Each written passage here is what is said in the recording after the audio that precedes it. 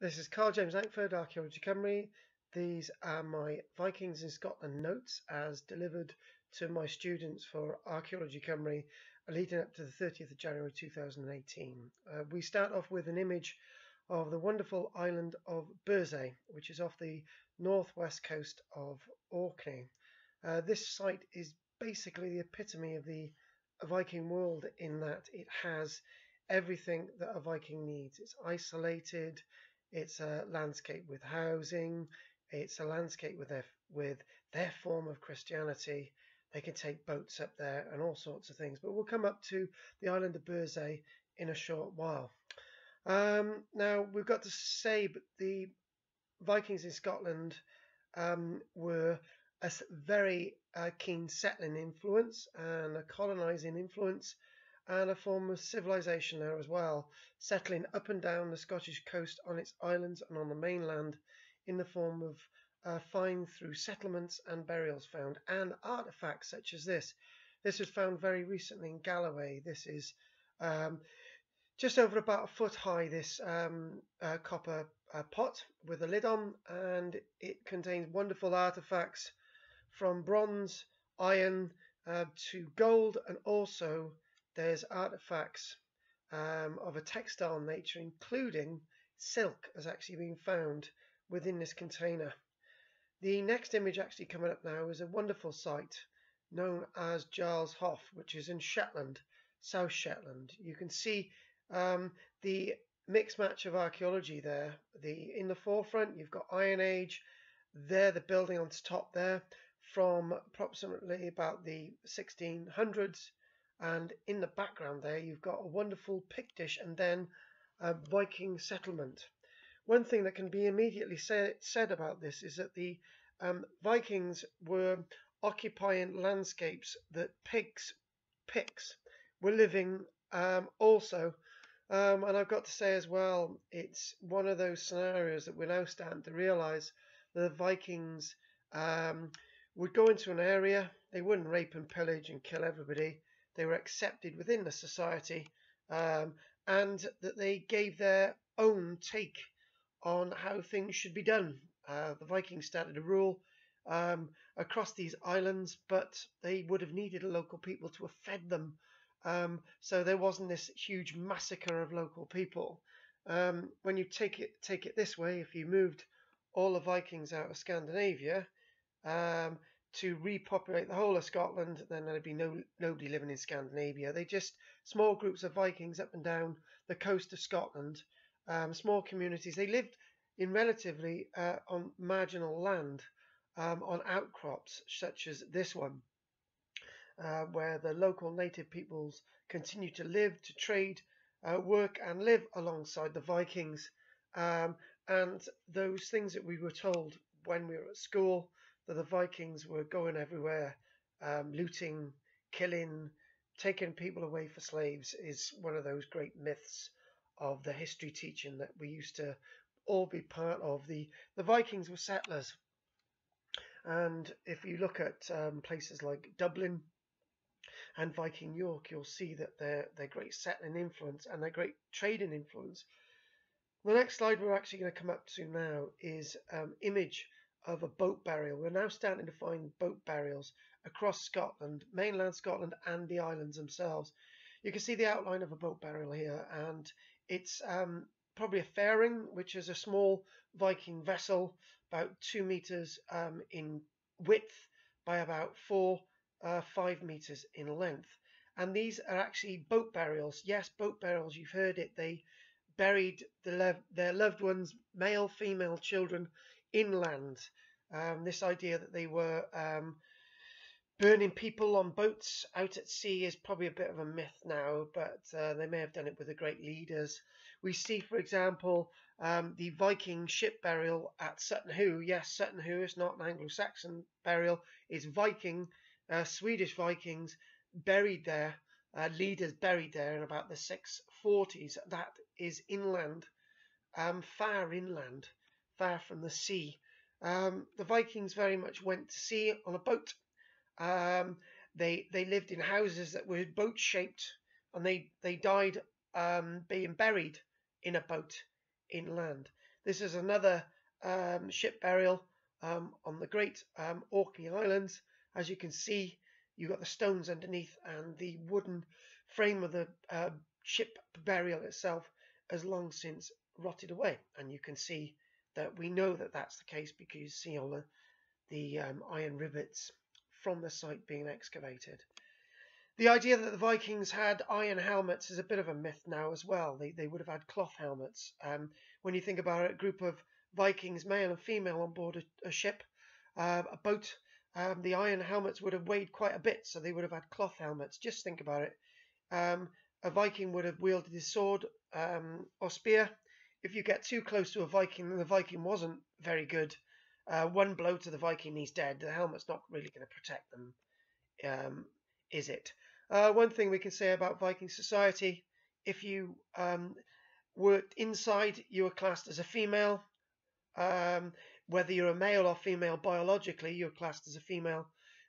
If you worked outside, in the field or on a boat, you were classed as a male, whether you're female or male biologically.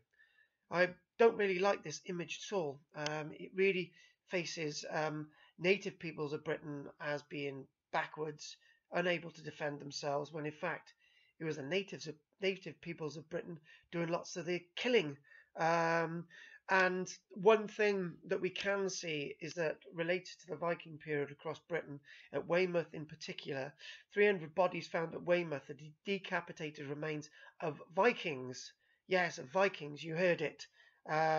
Not native peoples. The native peoples were as ferocious as the Vikings, both eagerly wanting to fight on occasion, but then again, this idea that the Vikings were fighting and killing all the time is a great myth. It only occurred now and then, and lots of the destruction of the great monasteries that were told about Iona and Lindisfarne was actually being done by native peoples of Britain, not the Vikings. The Northmen could have equally have been people from Scotland raiding Lindisfarne in 793, and not the Vikings. This is a wonderful site in front of you. This is a site known on Skye. This has recently been found, and they're finding that this is a wonderful canal leading from deep water into a loch. I'm told that the canal here, which is only 2.5 meters wide, at high water level, even if the boat itself may have been 4 or 5 meters wide, the keel itself would have simply been dragged along this canal with the rest of the boat above the keel, above the water level, and it could simply go into the loch for safety. I was explained that to me by a maritime chap.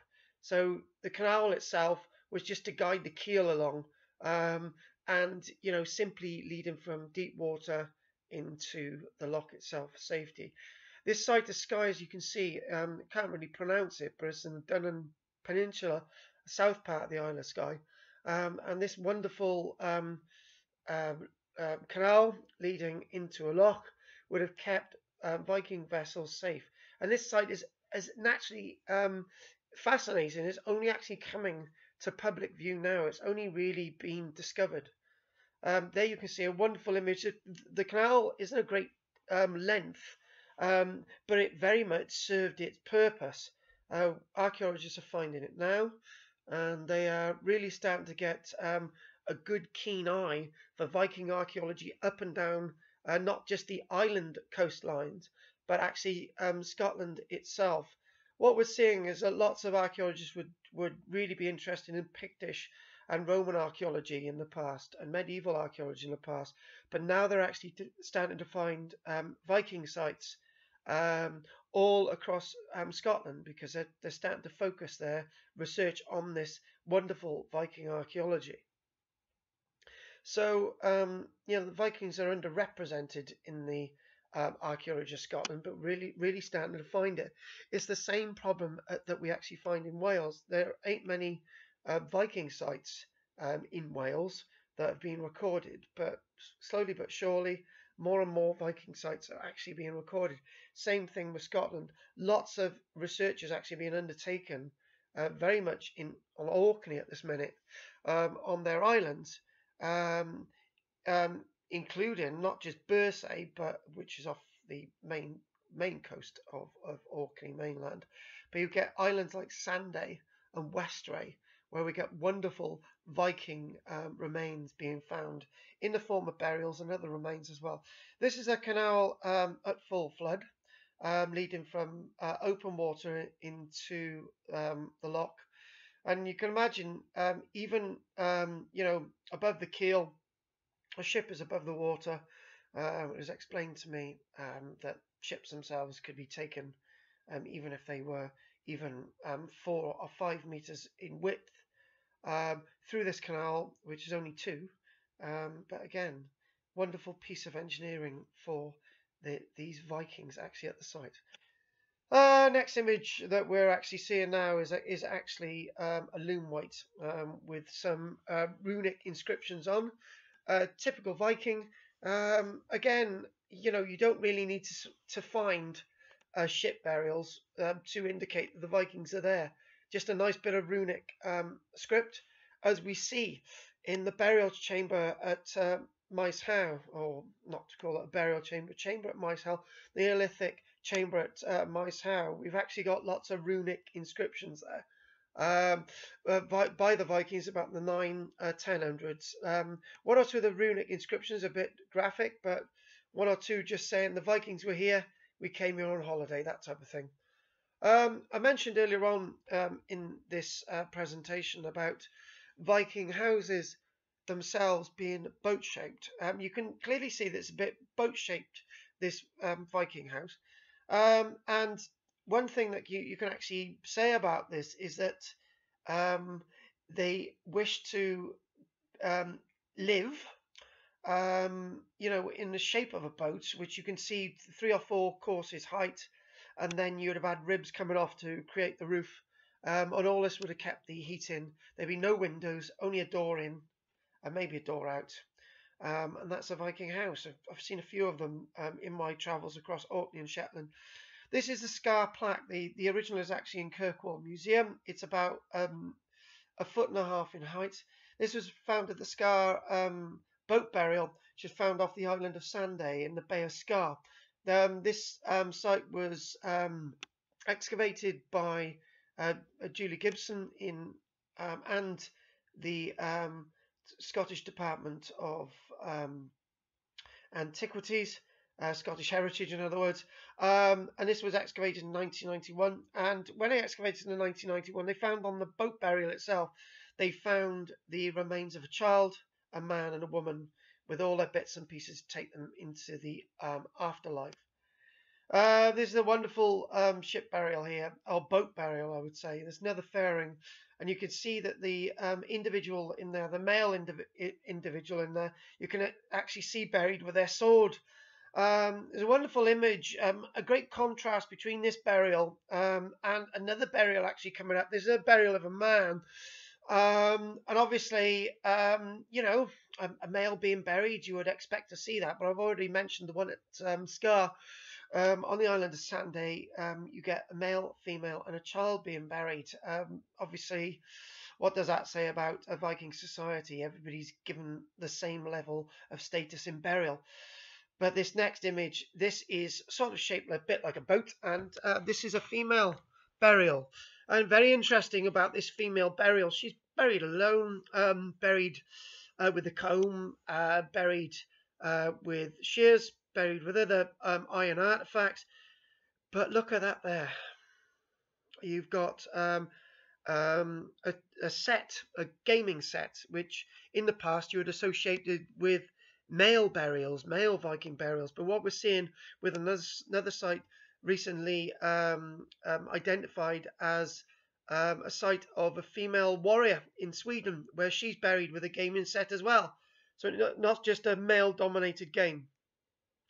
This site itself that we're actually seeing now, this is the wonderful church site, again back to the island of Bursay, off the north-western coast of Orkney. Now, this is wonderful site. Um, could be said to be the epitome of Viking civilization, civilized Viking civilization, with a church, the buildings of the normal people, the buildings of the well-to-do, and there are whole buildings there, and a mix of stone structures, a mix of wooden structures. As you can see, Berzay illustrated on the map there, and Berzay illustrated on the map, showing you in its island archipelago. Now, you would be excused for thinking there's very few Viking sites on display anywhere in Britain, and there are very few Viking sites on display anywhere in Britain. The vast majority of them can be found displayed in Britain on Orkney and Shetland, and no surprise because lots of research is being done in Orkney and Shetland, and as I said, more very recent now. The island of Berzay as well, itself was part of the earldom of Berzay and the Viking earls, and there's the Viking palace there as well. You thinking about Viking civilization again, and thinking about the Vikings having a settlement on marginal land, and that's what the island itself would be. And when we think about Viking civilization, it's very complicated. Their settlements are very complicated, as you can see in this illustration from the 1950s of an excavation at Berzay. And they were very keen on their sanitation, their drainage, fresh water, food, keeping themselves warm, and all the facets of society. They were great pottery makers. They were great silversmiths. They were great traders, boat builders. And when Christianity hit Viking civilization, they were very much into Christianity. It seemed to sort of connect them with something else, really. Looking more at the Icelandic sagas and Magnus Magnusson explaining to me when I was a child about sort of the changes in Viking civilization from pagan to Christianity. This wonderful bone comb, this is made of red deer bone, and this, when you look at this again, there wasn't much difference between native combs and Viking combs, but obviously everyone needs a comb back in the day, and obviously there were those little creatures that need to be brought out using the comb as well. Another illustration of Berzay before we get to the end of this presentation. Really well preserved remains. Bit of a cosmopolitan breed, really, because they're moving into areas where, in some areas where there were Picts, and they would have lived alongside each other. Most of Orkney would have been abandoned by the time the Vikings got there, but anyone left would have been needed and required by the Vikings, because the Vikings would have relied upon them to feed them. If you'd killed them, you wouldn't have had any food. So this bloodthirsty image that we get of the Vikings is completely wrong. And final image today, and thanks for watching, and please subscribe. This image now, two images. This is Kirkwall Cathedral, wonderful Kirkwall Cathedral. This was built by the Earls of the Viking sort of earldom of Orkney. Kirkwall Cathedral, turn of the last century, they found the bones in an ossuary box, which were actually the bones of St. Magnus. St. Magnus was actually killed when he was Earl Magnus by another Viking, and he was seen to have miracles were performed after his death, which were associated with him.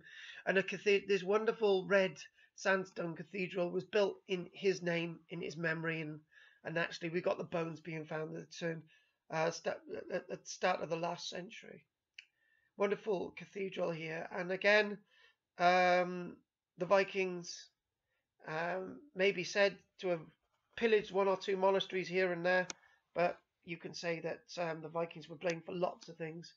And the pillaging of their monasteries may have actually been done by native peoples as well.